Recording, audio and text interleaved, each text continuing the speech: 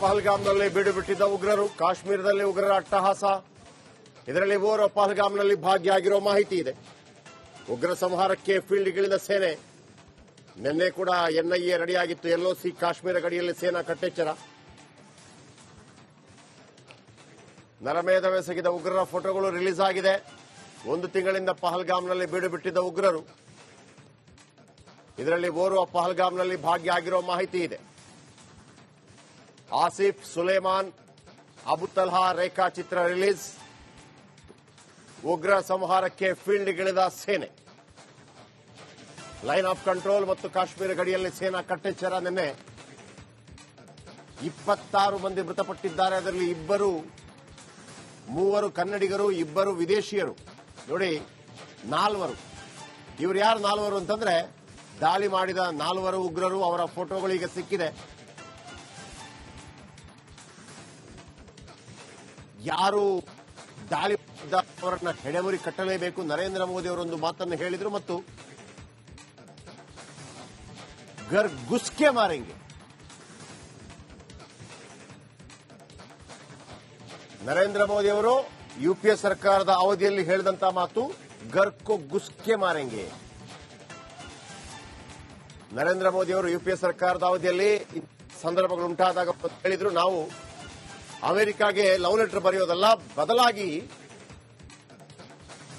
ಪಾಕಿಸ್ತಾನ ಗುಸ್ಕೆ ಮಾರೆಂಗೆ ಅಂತ ಹೇಳಿದ್ರು. ಅಂದ್ರೆ ಒಳನುಗ್ಗಿ ಹೊಡಿತೀವಿ ಅಂತ ಹೇಳಿ. ಅದೇ ತರ 2014 ಮತ್ತು 2019ರಲ್ಲಿ ಉರಿ ಸೆಕ್ಟರ್ ಅಲ್ಲಿ ಮತ್ತು ಪುಲ್ವಾಮಾದಲ್ಲಿ ಗಲಾಟೆ ಆದಾಗ ಸರ್ಜಿಕಲ್ ಸ್ಟ್ರೈಕ್ ಮಾಡಿದೆ. ನರಮೇಧ ಮಾಡಿದ ಉಗ್ರರನ್ನ ಬಿಡೋದಕ್ಕೆ ಸಾಧ್ಯನೇ ಇಲ್ಲ. ಪಹಲ್ಗಾಮ್ನಲ್ಲಿ ಗೃಹ ಸಚಿವ ಅಮಿತ್ ಶಾ ಮೊದಲ ಪ್ರತಿಕ್ರಿಯೆ. ಈಗಾಗಲೇ ಗೃಹ ಸಚಿವ ಅಲ್ಲೇ ಇದ್ದಾರೆ. ಭಯೋತ್ಪಾದಕರ ವಿರುದ್ಧ ಅಮಿತ್ ಶಾ ಪ್ರತಿಜ್ಞೆ. ಭಯೋತ್ಪಾದನೆಗೆ ಭಾರತ ಬಗ್ಗೋ ಮಾತಿಲ್ಲ ಅನ್ನುವಂತ ಹೇಳಿಕೆಯನ್ನು ಕೊಟ್ಟ ಉಗ್ರರನ್ನು ನಾವು ಬಗ್ಗು ಬಡಿಯುತ್ತೇವೆ.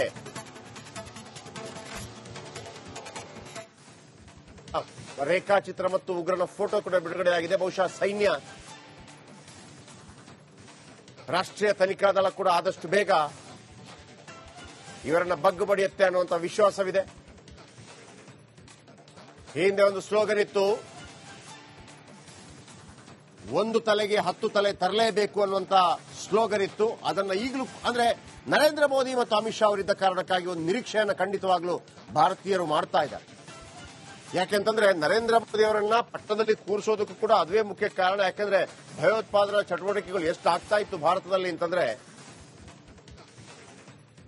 ದೇಶದ ಸುರಕ್ಷತೆ ದೃಷ್ಟಿಯನ್ನ ಗಮನದಲ್ಲಿಟ್ಟುಕೊಂಡೇ ಚುನಾವಣೆಯನ್ನು ಎದುರಿಸಬೇಕಾಗಿ ಬಂತು ಮತ್ತು ಜನಗಳಿಗೂ ಅನಿಸ್ತಾ ಇತ್ತು, ಹೌದು ನಮಗೊಂದು ಸುರಕ್ಷತೆ ಬೇಕು, ಅದಕ್ಕೆ ನರೇಂದ್ರ ಮೋದಿ ಪ್ರಧಾನಿಯಾಗಿರಬೇಕು ಅನ್ನುವಂಥ ಮಾತು. ಪಿ ವಿ ಹರಿ ಅವರು ಕರ್ನಲ್ ನಮ್ಮೊಂದಿಗೆ ಮತ್ತೊಮ್ಮೆ ಸಂಪರ್ಕದಲ್ಲಿದ್ದಾರೆ, ನೇರ ಸಂಪರ್ಕದಲ್ಲಿದ್ದಾರೆ. ಸರ್, ನೀವು ಇದರ ಬಗ್ಗೆ ಮಾತಾಡ್ತಾ ಇದ್ರಿ. ಈ ನಾಗರಿಕರ ಮೇಲೆ, ಯಾಕಂದ್ರೆ ಕಾಶ್ಮೀರ ಭಾಗದಲ್ಲಿ ಈ ಹಿಂದೆ ಕೂಡ ಸೈನ್ಯದ ಮೇಲೆ ಅಥವಾ ಪೊಲೀಸರ ಮೇಲೆ, ಸಿಆರ್ಪಿಎಫ್ ಯೋಧರ ಮೇಲೆ ಇಂಥ ಘಟನೆಗಳಾಗ್ತಾ ಇರುತ್ತೆ. ಅಥವಾ ಈ ಅಲ್ಲಿಗೆ ಬೇರೆ ಬೇರೆ ಕಡೆ ಹೋಗುವಂತ, ದೇವಸ್ಥಾನಗಳಿಗೆ ಹೋಗುವಂತ ಸಂದರ್ಭದಲ್ಲಿ, ಅಮರನಾಥ ಯಾತ್ರೆ ಸಂದರ್ಭದಲ್ಲಿ ಆದ್ರೆ ನಾಗರಿಕರ ಮೇಲೆ ಯಾವತ್ತು ಅಥವಾ ಪ್ರವಾಸಿಗರ ಮೇಲೆ ಯಾವತ್ತು ಕೂಡ ಅವರು ಅಟ್ಯಾಕ್ ಮಾಡೋದಿಲ್ಲ. ಯಾಕಂದ್ರೆ ಅವ್ರಿಗೆ ಗೊತ್ತಿದೆ, ಇವತ್ತಿನ ದಿನಮಾನಗಳಲ್ಲಿ 65,000 ಪ್ರತಿದಿನ ಅಲ್ಲಿಗೆ ಬರ್ತಾ ಇದ್ದಾರೆ. ಕಾಶ್ಮೀರಿಗಳಿಗೂ ಗೊತ್ತಿದೆ ಅವರ ಚಟುವಟಿಕೆಗಳು, ಉಗ್ರ ಚಟುವಟಿಕೆಗಳು, ಪ್ರತ್ಯೇಕ ರಾಜ್ಯ ಮತ್ತೊಂದು ಮಗದೊಂದು ಅಂತೇಳಿ. ಹಾಗಾಗಿ ಆ ದೋಣಿ ವಿಹಾರ ಇರಬಹುದು, ಮತ್ತೊಂದಿರಬಹುದು, ಅವರು ಬರುವ ಕಾರಣಕ್ಕಾಗಿ, ಪ್ರವಾಸಿಗರು ಬರುವ ಕಾರಣಕ್ಕಾಗಿ ಇಲ್ಲಿಯ ಜನರ ತುತ್ತಿನ ಚೀಲ ತುಂಬ್ತಾ ಇದೆ ಅಂತ ಅವ್ರಿಗೂ ಗೊತ್ತಿದೆ. ಆದರೆ ಇವತ್ತು ಮಾತ್ರ, ನಿನ್ನೆ ಮಾತ್ರ ನೇರವಾಗಿ ಅದು ಕೂಡ ಪ್ರವಾಸಕ್ಕೆ ಬಂದ ನಾಗರಿಕರ ಮೇಲೆ ಅಟ್ಯಾಕ್ ಮಾಡಿರುವಂತದ್ದು. ಏನು ಸಂದೇಶವನ್ನು ಕೊಡೋದಕ್ಕ ಅಥವಾ ತಮ್ಮ ಕರ್ಮವನ್ನ ಹೇಳ್ಕೊಂಡಿದ್ದ, ಏನ್ ಹೇಳ್ತೀರಿ ಇದಕ್ಕೆ? ಇದು ಆಕ್ಚುಲಿ ನೀವು ಹೇಳಿದ್ದು ಕರೆಕ್ಟೇ ಇದು. ಬಟ್ ನನ್ನ ಮನಸ್ಸಿಗೆ 1940 ನಾವು ಪಾರ್ಟಿಷನ್ ಆಗಿಂದ ಇಲ್ಲಿವರೆಗೂ ಈ ಕಾಶ್ಮೀರ ಇಶ್ಯೂನ ಆಗಾಗ ರೈಸ್ ಮಾಡ್ತಾ ಇದ್ರು. ಇತ್ತೀಚೆಗೆ ಅದು ಆಗ್ತಾ ಇಲ್ಲ ಅವ್ರ ಕೈಯಲ್ಲಿ. ಈಗ ಪ್ರೈಮ್ ಮಿನಿಸ್ಟರ್ ಮೋದಿ ಸರ್ಕಾರ ಇವರೆಲ್ಲ ಮಾಡಿ ಆರ್ಟಿಕಲ್ 370 ತೆಗೆದಾದ ರೇಖಾಚಿತ್ರ ಹೆಂಗ್ ಬಂತು ಅಂತ ನಿಮ್ಗೊಂದು ಡೌಟ್ ಬರ್ಬೋದಲ್ವಾ? ಈ ರೇಖಾಚಿತ್ರ ಹೆಂಗ್ ಬಂತು? ಅವರು ಈ ಪೊಲೀಸ್ ಸ್ಟೇಷನ್ಗಳಲ್ಲೂ ಕೂಡ ಇರುತ್ತೆ. ಯಾರೆಲ್ಲ ನೋಡಿರ್ತಾರೆ, ನೀನು ನೋಡಿದ್ಯಾ, ನೀನು ಆ ಉಗ್ರ ನೋಡಿದ್ಯಾ, ನಾನು ನೋಡಿದೀನಿ, ಗುಂಡೊಡ್ದು ಹೋಗ್ಬಿಟ್ಟ ಅಂತೆಲ್ಲ ಹೇಳಿರ್ತಾರಲ್ವಾ. ಹೇಳಿ ಅವ್ನು ಹೆಂಗ್ ಕಾಣ್ತಾ ಇದ್ದ ಅಂತ. ನೀವು ಮನಸ್ಸಿಗೆ ಬಂದ ರೀತಿ ಅಂದ್ರೆ ಒಂದು ಪರ್ಟಿಕ್ಯುಲರ್ ಒಂದು ಕೆಲವು ಕಣ್ಣು, ಹುಬ್ಬು, ಮೂಗು, ಕಿವಿ, ಗಡ್ಡ, ಹೇರ್ ಇದರ ಬಗ್ಗೆ ಎಲ್ಲ ಕೆಲವು ಕಲ್ಪನೆಗಳಿರುತ್ತೆ ಅವರೇ ಮಾಡ್ಕೊಂಡಿರುವಂತದ್ದು. ಅದನ್ನ ಕೇಳ್ತಾ ಹೋಗ್ತಾರೆ ಹೆಂಗಿದ್ದ ಅವನು ಅಂತೇಳಿ. ಸರ್ ತಲೆ ಹಿಂಗ್ ಬಾಚಿದ್ದ, ಸೈಡ್ಗೆ ಬಾಚಿದ್ದ, ಈಗ ಈ ತರ ಸೈಡ್ಗೆ ಬಾಚಿದ್ದ ಸರ್, ಫುಲ್ ದಪ್ಪ ಕೂದಲಿತ್ತು ಹಿಂಗೆ ಹೇಳಿದಾಗ ಓಕೆ ಅದನ್ನ ಒಂದು ವಾರ ರೆಡಿ ಮಾಡ್ಕೋತಾರೆ ಅವರು. ಸರ್ ತೆಳು ಗಡ್ಡದ್ದು ಒಂದು ಏಜ್ ಎಷ್ಟಿರ್ಬೋದು ಕೇಳ್ತಾರೆ. ಒಂದು 25 ಇರ್ಬೋದು ಸರ್, 30 ಇರ್ಬೋದು, 35 ಸ್ವಲ್ಪ ಗಡ್ಡ ವೈಟ್ ಆಗಿದೆ, ಕಪ್ಪಿತ್ತು, ಮತ್ತೊಂದು ಎಲ್ಲವೂ ಹೇಳ್ತಾ ಹೋಗ್ತಾರೆ. ಅದನ್ನ ಕ್ಷಣ ಮಾತ್ರದಲ್ಲಿ ಬಿಡಿಸ್ತಾ ಹೋಗ್ತಾರೆ ರೇಖಾಚಿತ್ರ ನೋಡಿ. ರೇಖಾಚಿತ್ರನ ಬಿಡಿಸಿದವರು ಎಷ್ಟು ಪರ್ಫೆಕ್ಷನಿಸ್ಟ್ ಇದ್ದಾರೆ ಅಂತ ನಿಮ್ಗೆ ಅರ್ಥ ಆಗಬಹುದು. ಅಲ್ಲಿ ಕಾಣ್ತಾ ಇರೋದು ಮತ್ತು ರೇಖಾಚಿತ್ರಕ್ಕೆ ಎಷ್ಟು ಹೋಲಿಕೆ ಇದೆ ನೋಡಿ. ಆ ನಂತರ ಅವ್ರು ಸಿಗದೆ, ಈಗ ವೆರಿ ಈಸಿ ಇವರನ್ನ ಈಗ ಮಟ್ಟ ಹಾಕ್ತಾರೆ, ಅದೇ ಎರಡು ಮಾತಿಲ್ಲ. ಅವ್ರು ಸಿಗದೇ ಇದ್ದಾಗ ಏನ್ ಮಾಡ್ತಾರೆ ಅಂತಂದ್ರೆ ವೀಕ್ಷಕರೇ 2-3 ರೀತಿಯಲ್ಲಿ ನೋಡ್ತಾರೆ. ಆ ಗಡ್ಡ ತೆಗೆದಾಗ ಹೆಂಗ್ ಕಾಣಬಹುದು ಅದರದೊಂದು ರೇಖಾಚಿತ್ರ ರೆಡಿ ಮಾಡ್ತಾರೆ. ಆಮೇಲೆ ಅವನು ಟೊಪ್ಪಿ ಹಾಕೊಂಡಿದ್ರೆ ಹೆಂಗ್ ಕಾಣಬಹುದು ಅದರ ಬಗ್ಗೆ ಒಂದು ರೇಖಾಚಿತ್ರ ಬಿಡುಗಡೆ ಮಾಡ್ತಾರೆ. ಅವನು ಕೇವಲ ಮೀಸೆ ಮಾತ್ರ ಬಿಟ್ಟು ಗಡ್ಡ ತೆಗೆದಿದ್ರೆ ಹೆಂಗ್ ಕಾಣಬಹುದು ಅದರ ಬಗ್ಗೆ ಒಂದು ರೇಖಾಚಿತ್ರ. ಅವನು ತಲೆ ಬೋಳಿಸ್ಕೊಂಡಿದ್ರೆ ಹೆಂಗ್ ಕಾಣಬಹುದು ಅದರದೊಂದು ರೇಖಾಚಿತ್ರ ಎಲ್ಲ ಮಾಡ್ತಾರೆ. ಈಗ ಆಲ್ರೆಡಿ ಫೋಟೋ ಸಿಕ್ಕಿದ ಕಾರಣಕ್ಕಾಗಿ ನೆಕ್ಸ್ಟ್ ಹಂತಕ್ಕೆ ಹೋಗಿರ್ಲಿಕ್ಕಿಲ್ಲ ಅಂತ ಅನ್ಸುತ್ತೆ ನನಗೆ. ಆದ್ರೆ ಇವ್ರು ನಾಳೆ ತಪ್ಪಿಸ್ಕೊಳ್ಳೋಕೆ ಏನಾಗುತ್ತೆ, ಗಡ್ಡ ತೆಗಿತಾರೆ, ಮೀಸೆ ತೆಗಿತಾರೆ, ತಲೆ ಬೋಳಿಸ್ತಾರೆ, ಗೊತ್ತಾಗಲ್ಲ. ಚಿತ್ರಕಾರರು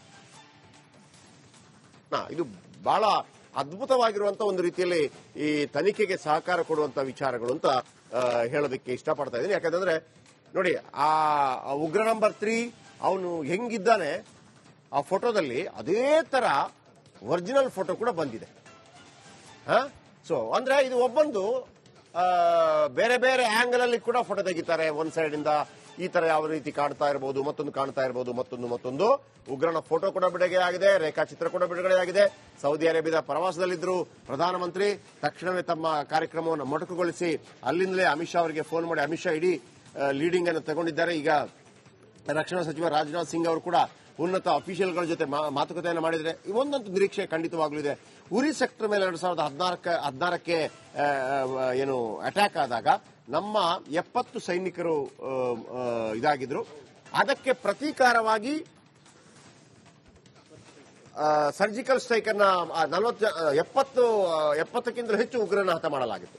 ಆ ನಂತರ ಪುಲ್ವಾಮಾ ಗಲಾಟೆ ಆಗುತ್ತೆ, ಪುಲ್ವಾಮಾ ಅಟ್ಯಾಕ್ ಆಗುತ್ತೆ. ಪುಲ್ವಾಮಾ ಅಟ್ಯಾಕ್ ಆದ ನಂತರ ಮತ್ತೊಂದು ಸರ್ಜಿಕಲ್ ಸ್ಟ್ರೈಕ್ ಆಗುತ್ತೆ. 100 ಈ ಭಯೋತ್ಪಾದಕರ ಶಿಬಿರ ಇದೆಯಲ್ಲ ಅದನ್ನು ಒಡೆದುರುಳಿಸಲಾಗಿತ್ತು. ಈಗ 3ನೇ ಸರ್ಜಿಕಲ್. ಆಮೇಲೆ ನಾವು ಒಂದು ಬಹಳ ಸ್ಪಷ್ಟವಾಗಿರಬೇಕು, ಇಂಥ ಸಂದರ್ಭದಲ್ಲಿ ನಾವು ಜೊತೆಯಾಗಿ ನಿಲ್ಲಬೇಕಾಗಿದೆ ಸರ್ಕಾರದ ಜೊತೆ. ಯಾವುದೇ ಆಗಿರಲಿ ಸರ್, ಈ ಸಂದರ್ಭದಲ್ಲಿ ನಿಲ್ಲಬೇಕಾಗಿ ನೋಡಿ. ಶಂಕಿತ ಉಗ್ರ ನೋಡಿ ಎಷ್ಟು ಅದ್ಭುತವಾಗಿ ಅದನ್ನು ಹೇಳಿದವ್ರು ಹೆಂಗೆ ಹೇಳಿರ್ಬೋದು ನೋಡಿ. ಈ ರೇಖಾಚಿತ್ರ ಬಿಡಿಸಿರ್ತಾರಲ್ವಾ, ಆಗ ಅವನ ಎದುರುಗಡೆ ಇರೋದಿಲ್ಲ, ಏನ್ ನೋಡಿರ್ತಾರೆ ಅದನ್ನು ಹೇಳೋದು. ಆಗ ಈ ರೇಖಾಚಿತ್ರವನ್ನು ಬಿಡುಗಡೆ ಮಾಡ್ತಾರೆ. ರೇಖಾಚಿತ್ರ ಬಿಡುಗಡೆ ಮಾಡಿದ ರೇಖಾಚಿತ್ರ ಹೇಗಿದೆ ಮತ್ತು ಆತ ಹೇಗಿದೆ ನೋಡಿ. ಸಣ್ಣ ಸಣ್ಣ ಹುಡುಗರು ಇವರನ್ನೆಲ್ಲ. ವಿ ಹರಿ ಮತ್ತೊಮ್ಮೆ ಕರ್ನಲ್ ನಮ್ಮೊಂದಿಗೆ ಮಾತಾಡ್ತಿದ್ದಾರೆ. ಯಾವ ನಿರೀಕ್ಷೆಗಳನ್ನು ಇಟ್ಕೋಬಹುದು ಸರ್? ಯಾಕಂದ್ರೆ ಈ ಹಿಂದೆಲ್ಲ ಏನಾಗ್ತಾ ಇತ್ತು ಅಂದ್ರೆ ಇಂತಹ ಒಂದು ಗಲಾಟೆಗಳಾದಾಗ, ಮುಂಬೈ ದಾಳಿ ಆದಾಗಲೂ ಕೂಡ ಅಷ್ಟೇ. ಅಂದ್ರೆ ಕೇಂದ್ರ ಸರ್ಕಾರ ಅಮೆರಿಕದ ಕಡೆ ನೋಡ್ತಾ ಇತ್ತು. ಆಮೇಲೆ ನರೇಂದ್ರ ಮೋದಿ ಹೇಳಿದ್ರು ಯಾಕೆ ಅಮೆರಿಕ ಅಂತ ಲವ್ ಲೆಟರ್ ಬರೀಬೇಕು, ನುಗ್ಗಿ ಹೊಡಿಬೇಕು ಅಂತ ಹೇಳ್ತಾ ಇದ್ರು. ನಿರೀಕ್ಷೆ ಅಂತೂ ಬಹಳ ಇದೆ ಸರ್.